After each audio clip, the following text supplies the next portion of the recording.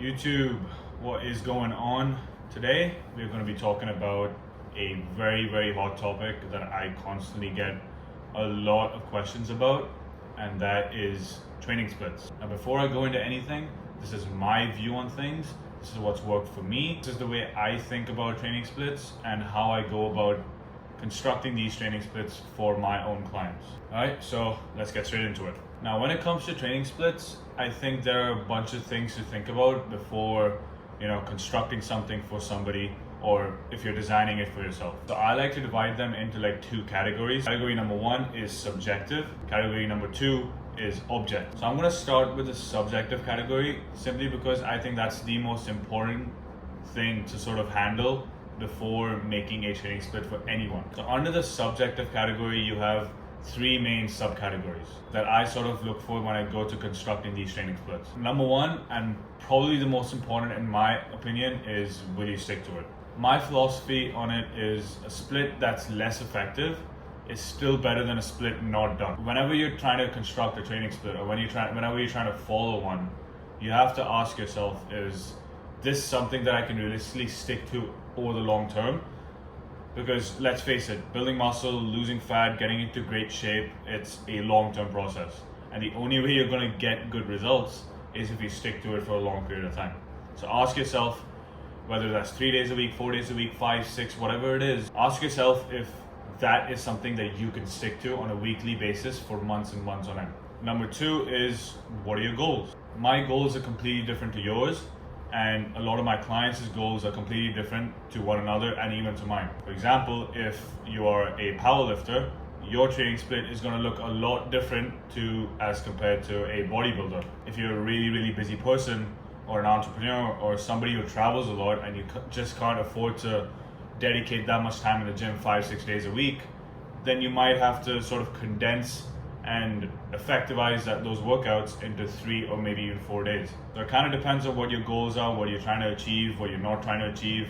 And again, it all comes down to, are you able to stick to it? You don't need to set unrealistic expectations and unrealistic goals with yourself, because you're only going to fail in the long term. And number three is, how is your recovery? Now, this can be a controversial topic because obviously your recovery is going to be a lot better if you're a seasoned lifter, so you have a lot of training experience under your belt, or you're just on performance enhancing drugs. Saying that though, even experienced lifters experience a lot more fatigue or soreness than other experienced lifters. So whether you're a newbie, whether you're experienced, seasoned, whatever it is, ask yourself, how long does it usually take for your body to recover after a really intense workout? And I mean recover. It's not just soreness, it's weakness, it's mental fatigue, physical fatigue. Because trust me when I say this, when you lift really heavy and you do it over a long period of time, it is not just your body that gets sore, it is your mind that gets tired too. You will feel a little bit more sluggish the next day. If you're somebody who takes a lot more time to recover, then it might be a good idea to reduce the training volume and perhaps take a couple of extra rest days a week. That is by no means a bad thing. In many ways, it can actually benefit you because you get more out of your workouts. So that's the subjective side of things.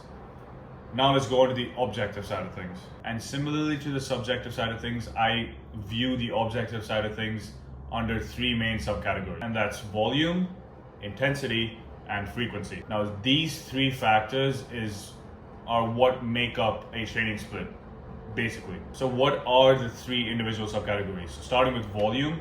Volume is basically the number of sets and reps you perform in a given exercise, in a given workout, and in a given week. Intensity is how hard you push on those exercises. Are you leaving 1 rep in the tank? Are you leaving 2 reps in the tank? Are you going to failure and even past failure every single set? And frequency is basically the number of times you hit that same muscle group in a given week. Now the most important thing that you have to understand is you can't have all three. That comes with a caveat, and that is, unless you're on performance enhancing drugs, if you're a natural lifter, you can't have all three. That's just the way it is. So if you choose volume, so that means if you're performing a lot of sets and a lot of reps of every single exercise you do, or every single muscle group, then that basically means your intensity and your frequency has to drop. So for example, if you're hitting chest on Monday and you do 30 sets of chest on that one day, chances are you will not fully recover for another 3, 4, 5 days. Your muscle is still going to be sore, And chances are, over those 30 sets, you're probably not pushing as hard each set as your body is capable of. That also means over the course of a week, your frequency of hitting chest again is going to fall down. To me, that is not the most effective strategy, especially if you're going towards long-term gains and if you're a natural lifter. Now, if you choose intensity, which basically means the effort you put in every single set for each exercise and for each muscle group, then that basically means your volume will come down. Because think about it, if you're doing 30 sets of chest on Monday, but you're going as hard as you possibly can every single set, you won't even be able to do 30 sets of chest. Now you might be thinking, isn't 30 sets better than 5 or 6 sets? No, not necessarily the case. If you up the intensity, it gives more stimulus for your muscles to grow. That basically compensates for the amount of volume that you lack, and it also in most cases decreases the amount of soreness and weakness the following day or the following couple of days, which means you could also go more frequently and hit that same muscle group more frequently in the gym. So basically, if you choose intensity, volume goes down and you have the opportunity to increase your frequency. Now if you choose frequency, it's kind of a similar battle to intensity, where volume will go down and intensity has your opportunity to come up. Say you're following a push-pull leg split where you hit each and every single muscle group twice a week. I hope you know where I'm getting with this. Point being, in my opinion, and if you're a natural lifter, and according to science and research, studies have shown that frequency and intensity are the two most important things when it comes to building muscle. Volume can be beneficial, but it is not necessarily the best way to go about things. So we have covered subjective, objective. Let's dive into some more nitty-gritty details. So when constructing a training split, there are a couple of more things that I actually look at when it comes to getting the most out of your training every single week. Number one is your weekly volume, right? So weekly volume basically means how many sets are you performing per muscle group per week. And ideally, for me, the sweet spot is between 6 and 12. The upper limit could be 20 per week, but I think that's a little too much for most people. Beyond the 12 range, I think you're just kind of wasting energy and you're kind of fatiguing the muscle a little too much. People underplay the importance of recovery when it comes to muscle growth, and they just keep ramping up the volume. And in my opinion, 20 is just way too much. I think 6 to 12 is the sweet spot. So 6 to 12 sets per muscle group per week. Number two is recovery time. Ideally, a minimum of 48 hours before you hit that muscle group again. So let's say you're hitting chest on Monday. You should wait at least at a minimum till Wednesday to hit it again. Ideally, even Thursday or Friday. And that goes with every single muscle group. In fact, I think 48 hours is a little too less to wait before hitting the same muscle group again. I would push it to 72 or even 96 hours. And number three is making sure that you hit every single muscle group twice a week. Specifically your lagging body parts. If there's a muscle group that you really want to hammer or really want to grow, then it would probably be a good idea to either increase the volume just a tad bit, maybe a couple of sets a week, or hit it 3 times instead of 2. But making sure that you hit every single muscle group twice a week, again, going back to that point of frequency, will give you the best results. So if you were to construct a training split for yourself, that is how I would go about it. And what about my training split? What do I follow? So right now I'm on a 4-day-a-week split, okay? I train just 4 days a week. So it goes Monday, legs, shoulders, and triceps. Tuesday, chest, back, and biceps. I rest on Wednesday, and then I repeat Thursday, Friday, the previous 2 days. Why do I choose this split? Firstly, I can stick to it. I can stick to it for a long period of time. I feel like I have much more energy throughout the day, and I have much more energy when I go to the gym next, which allows me to actually enjoy the gym more.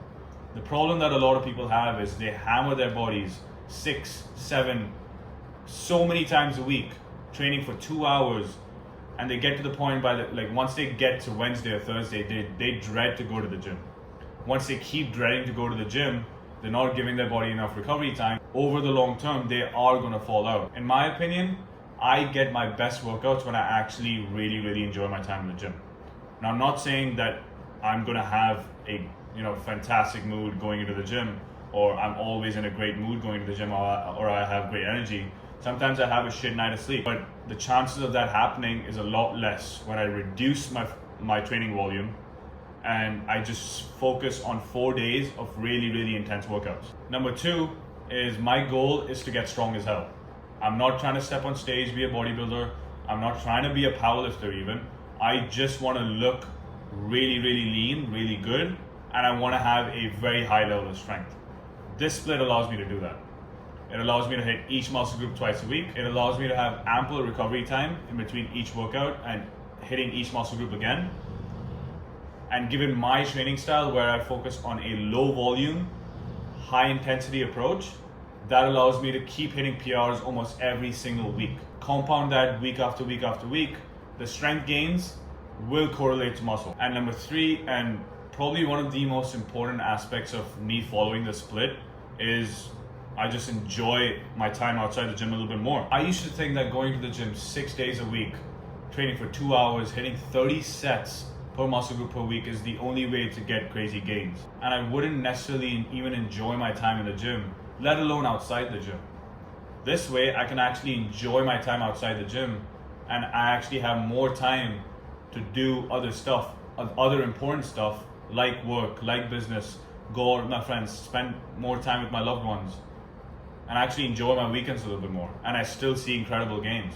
And as a natural athlete, there's only so much you can do, or only so much your body can do before it starts breaking down and before you actually see negligible gains. So that's the reason why I follow my split. And honestly, if you are a natural lifter, I think going towards this approach is going to be your best bet. But again, I want to end this video saying that I've tried every possible split in the I've tried a classic bro split, I've tried push-pull legs, I've tried full body, I've tried upper lower, everything in the books. And realistically, if you are very new to the gym, you could get away with doing any split you like. You will still see a lot of gains. But you will get to a point where after a year, 2 years, how many ever years after that you keep training, are you really maximizing your gains by following the classic bro split?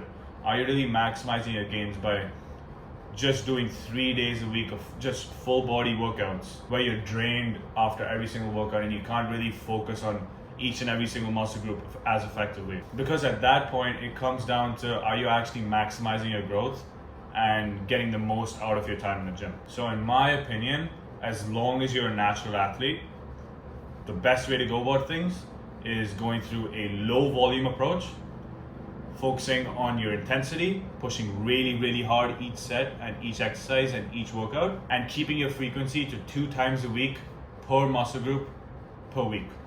So guys, that's it for this video. I hope you guys take something away. There was a lot of information in this, so I'm sorry that if I threw a lot at you. And like I said, this is what I do for a living. I train people, my business is growing, and people are starting to see really, really good results. So if you have any questions whatsoever, feel free to DM me on Instagram. I'm gonna link all my socials down below. Feel free to comment underneath this video as well if you found this video helpful. And if you really, really wanna take your fitness to another level and see maximal gains in the shortest period of time, I'm here to help.